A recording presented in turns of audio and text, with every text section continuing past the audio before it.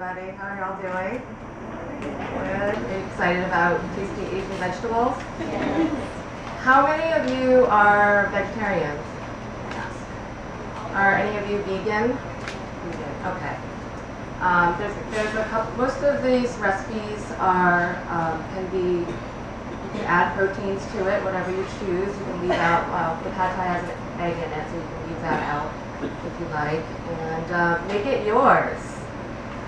Just to tell you a little bit about myself, I have been a private chef here in LA for 4 years.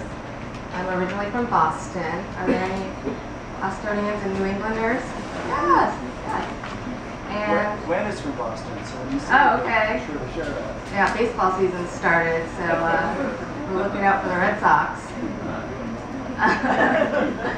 At any rate, yeah, so I've been a chef here in LA for 4 years. I also am a published food writer. I published a restaurant guidebook, 2 restaurant guidebooks in Boston, and a bunch of articles in Boston Globe and various magazines. And my real passion is sharing my knowledge and love of food with other people. So I teach cooking classes, and yoga has been a very important part of my life. And in the last year, I took a 3-month teacher training program to become a Bhakti yoga teacher.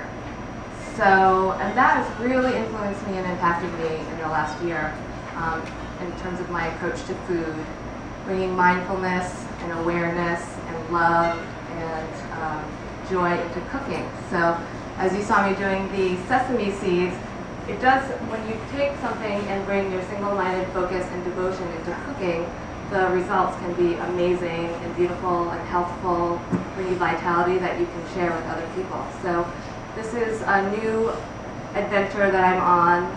I'm studying to become a holistic health coach, marrying my cooking skills, my background in Asian cooking, which is what can be wonderfully flavorful and healthy and have fun. So I'm also very ambitious, so we've got a lot of stuff that I want to cover today. The first thing that we're going to do is a kale, avocado, and citrus salad. Now you might not think that kale is an Asian vegetable, and it's not. It's actually, I was just talking with John.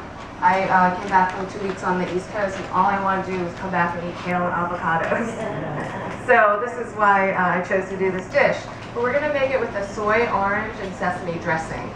And this is a great dressing that you can use with a lot of other vegetables that you like. So let's get started on that. I purposely chose vegetables that were higher on the nutrition index, and kale is a superfood in that regard. It's called the ANDI index, and it's the aggregate nutrition index, and it goes from 0 to 1,000, and kale is 1,000. So every time you eat kale, you're eating highly dense nutrients, and it's also very delicious. So, so this is kale. You guys have seen it, you know about it, you love it? Okay, good. So what I do is I will, just using my hands, because I really love being tactile with my food, I'll rip it off of the stems. Sometimes you can keep the stems if you want, or just like chop off the bottom stems.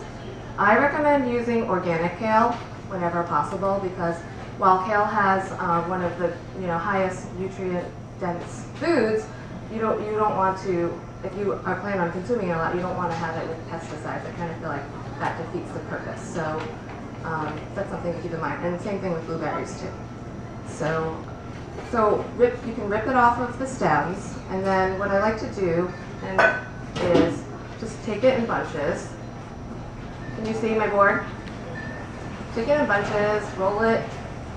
And this is, I just learned this new technique that I'm going to share with you guys, that actually massaging kale is the new trend.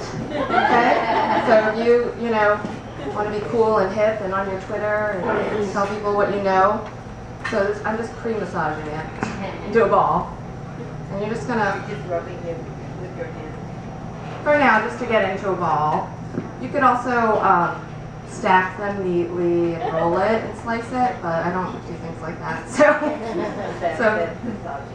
not yet. We haven't. This is the pre-massage.